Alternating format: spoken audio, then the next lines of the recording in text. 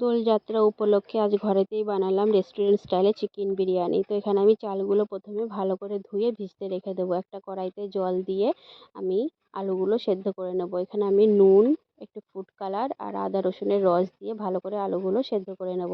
আলু সেদ্ধ হয়ে গেছে, এবার আমি আলুগুলো নামিয়ে নেব। একটা পাত্রে চিকেনগুলো নিয়ে নিয়েছি, এখানে নুন, হলুদ আর লঙ্কার গুঁড়ো ভালো করে মিশিয়ে নেব।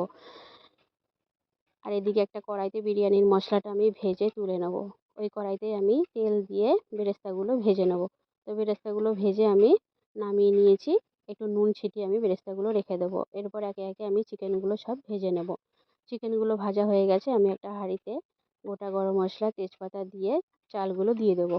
তো চালগুলো সেদ্ধ হয়ে গেছে, এবার আমি নুন দিয়ে আমি ভাতটা নামিয়ে নেব।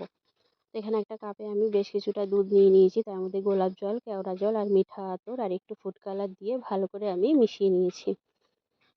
এরপর আমি একটা হাঁড়িতে চিকেন ভাজা তেল আর ঘি দিয়ে ভালো করে আমি চারিদিকে একটু ছড়িয়ে নিয়েছি। তো একে একে চিকেন, আলু, পেঁয়াজ বেরেস্তা, খোয়া ক্ষীর, আলু বোখরা, আদা রসুনের রসটা আর দুধে ভেজানো গোলাপ জল, কেওড়া জল, বিরিয়ানি মশলা আর ওপর থেকে টক দই দিয়ে আমি একে একে রাইসগুলো দিয়ে দেবো। তো আমার একটা পাত্রে হচ্ছিল না, আমি আরেকটা পাত্রে একইভাবে আমি সাজিয়ে নিয়েছি।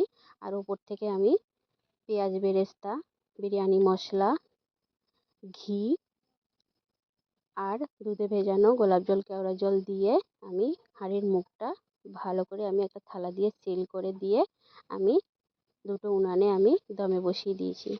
25 মিনিট দম দেওয়ার পরে তৈরি হয়ে গেছে রেস্টুরেন্ট স্টাইলে চিকেন বিরিয়ানি। ভালো লাগলে একটা লাইক করে যাবেন।